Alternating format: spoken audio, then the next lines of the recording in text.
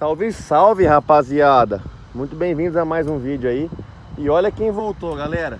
A 190 aí que a gente fez recentemente. Essa moto foi entregue em dezembro pro cliente. Ele veio lá de Ivaiporã. É mais ou menos aí uns 200 km ou 250 aqui da nossa cidade. E ele veio para fazer a revisão com a gente aí.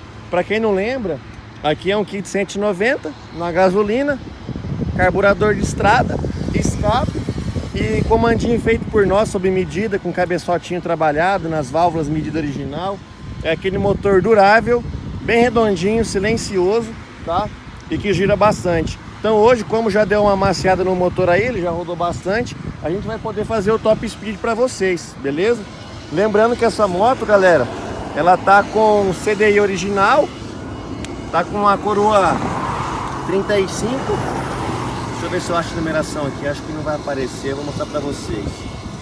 Coroa 35 e pião 16. Beleza? O motor não tem flange. Vou mostrar do outro lado também.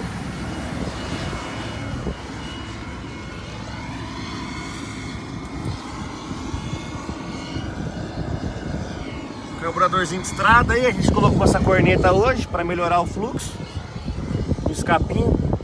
E vamos lá, vou mostrar para vocês um pouquinho do top speed. Espero que vocês gostem, rapaziada. Fiquem com Deus aí. E quem tiver interessado nas peças, galera, é só chamar no WhatsApp aí, eu vou deixar o número na descrição. E para quem já conhece, sabe que a gente só vende peças de qualidade, beleza? Tamo junto, Deus abençoe.